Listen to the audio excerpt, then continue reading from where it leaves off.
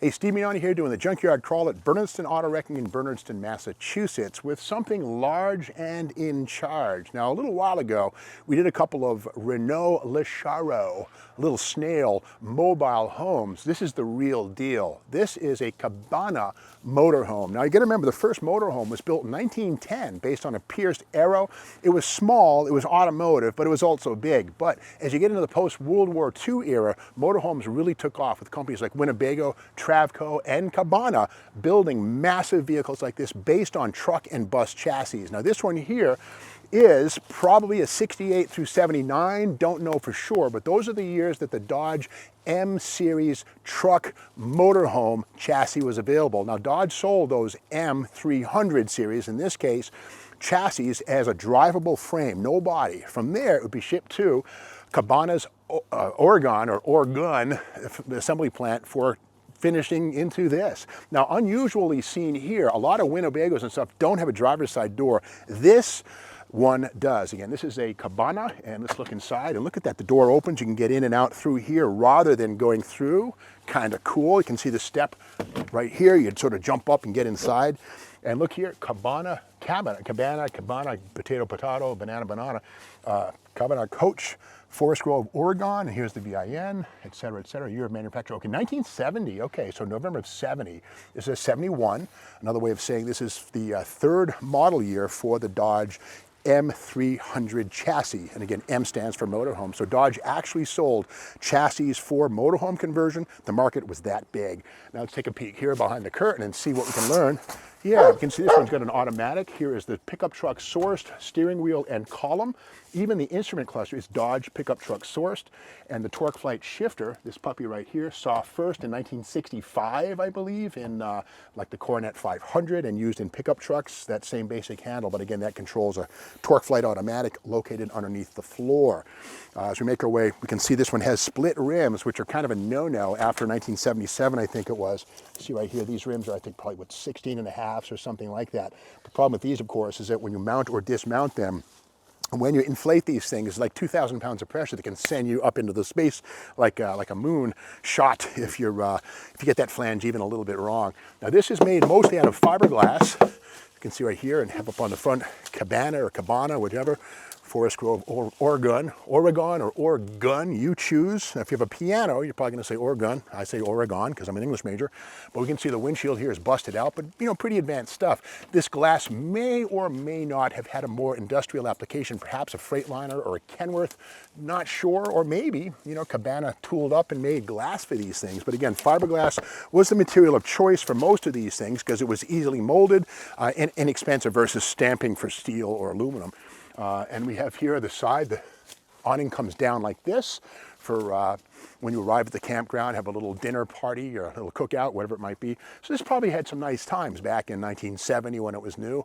And then from there on, driving down the road. You can see right here, certification emblems here. This one on the right says electrical, plumbing, and heating, member RV. This, in other words, its manufacturer certifies compliance with ANSI standard A119-2 National Electric Code. In other words, this thing is 2 code. It's not going to burn down at night, which is nice. And here we have another thing here, State of Oregon. This insignia remains the property of the State of Oregon Mobile Home and Recreational Vehicle Section. Manufacturer certifies this thing is okay for road use. It's safe, it's cool.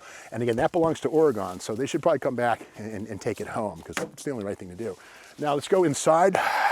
It's not 3 o'clock. It's not 5 o'clock. It's SPORE O'clock. Let's go. Yeah. All those dust particles, those aren't spirits. Those are spores. So anyway, we look inside. This is pretty well loaded. Air conditioner in the ceiling, kind of cool. Heating controls here. A little light, perhaps battery powered, might be wired into the vehicle. Oh yeah, and speaking of wiring, look at this. Here's part of that certification. It's all cool, not gonna burn down at night when you're sleeping. And come on inside, Shane, if you dare. Hold your breath, put your mask on, your OSHA approved mask. And here we have inside, here's the CB radio. There you go, right there. Breaker, breaker, good buddy, 10-4, got Smokey on the back door, blah, blah, blah. So there's that. Kind of cool. What 70s vehicle is not complete without a CB radio, Citizens Band? Now under here, Shane, come on in. I'll move over here. Oh yeah, there we go. Oh boy. Okay. This is based on a Dodge M300 or maybe an M600 chassis. Here's the familiar Mopar air cleaner. What's under it? 318 or a big block. Yeah, there it is. This is either the 440 or the 413 truck engine. Look about the same from up top. But again, look at that 4-barrel. This is the heart of a 68 Charger RT, used here just as well. 440 cubic inches, plenty of torque. Another look at that Chrysler Torque Flight transmission right there, straight out of the Dodge pickup truck line. To cassette player right here. Little switches here on, off for all this cool stuff going on. And yeah, kind of neat. Lots of, oh, what do we have here? Little reindeer puppy right here. I wonder what it does. Oh, there we go. If you're hungry, there's always something to eat in the motorhome. You never go hungry in this motorhome, that's for sure. But one thing that's kind of neat is just poking around and seeing what we can find. And here's the owner's manual, it looks like right here. And here it is, Cabana, you call it, owner's manual right here. Let's leaf through it a little bit. And as we set it down, this has been with this thing November since 1970, so this has been with it from day one. And here's basically introduction. As the proud owner of a new Cabana coach, we wish to welcome you to the select group of people, et cetera, et cetera. And we get into all the specs and stuff here. And here's like in the mountains, do's and don'ts, appropriate enough, the crucifix for when things go wrong. Maybe it's a phone pole, who knows. Anyway, let's go to specifications, all this tires, gasoline. And yeah, speaking of gasoline, this thing might get 9 miles to the gallon. So this is a very different vehicle from the Renault-powered Lechero mini motorhomes we featured elsewhere. I'll do a link to those on this video here. But here is all this data here. I think this gets us, yeah, here's the air conditioner unit right here, or the lighting instructions. There you go. Hot water heater. There it is right there. How to light the thing. There you go. And engine and drivetrain. There's got to be something in here about that. But again, this is based on a Dodge M-Series truck with a 413 engine under the front, maybe a 440, hard to say. They're very similar from the top. But again, fully equipped, this one here. Is this a microwave? Yeah, well, it's an oven, a regular, just old iron oven with the heating. It's a gas oven. There you go, right there. There's the burner, the heater thingamajig. A gas range right here. I feel like Vanna White on The Price is Right here. Spin the wheel, a brand new Amana radar range. There it is. Refrigerator. Okay, here comes some spores. Get ready for this. Maybe it's Jeffrey Dahmer's stash. Okay, there's nothing in there. Ooh, mold. Let's close that one right up. Oh, God. And then over here, check this out. Oh, this is kind of nice.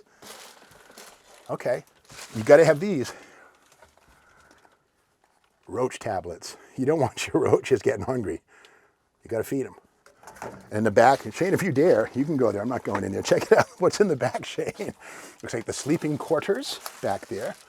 And there's a shower and a bathroom. This is like fully equipped. I mean, I got to say, when it was new, it was probably a nice way to see the country. Just make sure you had your gas card with you, plenty of cash to keep this thing full of flammable gasoline. I would imagine it's probably got to be a 100-gallon tank or maybe a couple of 40s or something underneath the frame. And again, this is a truck chassis. The M-Series motorhome Dodge truck chassis was similar to a cube truck or, you know, a big D-Series truck, but again, with plenty of room on the sides of the frame rails for gasoline tanks and propane tanks and auxiliary things like the power unit, etc., for the lights and all that. Now, the rear axle on this thing, this is a dually. There it is right there, because this thing must weigh 6 tons, something like that, maybe more. So heavy-duty rear axle, probably a Dana 70. And again, that is a full floating dually rear axle. Full floating, of course, refers to the fact that those, 10 fasteners or whatever that is, 8 fasteners, you take those off, the axle slides right out, but the wheel stays put because the bearing is part of the hub. So that's full floating. The axle comes out, the wheel stays on the truck. You get it's just a ring and a bearing and stuff like that. Take that off. But again, this is a great example of a pretty classic American motorhome. It's a Class A, which is to say the biggest of the breed. And again, this is long before the modern days of Prevost buses, which are now used by NASCAR stars and rock stars as their home away from home. But this is a gasoline-powered 1971 Cabana motor home. And I dare say that right now, the only thing left here of use is that big 413 or 440 Chrysler engine. Put that in a Dodge Dart and run some 12s pretty quick. But again, we can learn in the junkyard, and this is how people used to enjoy the beauty of the open road here in the great United States. Now, if you like this video, be sure to subscribe to the SteamMags YouTube channel and be sure to hit the like button and ring the bell so that you'll know when the next video comes out, which is tomorrow morning.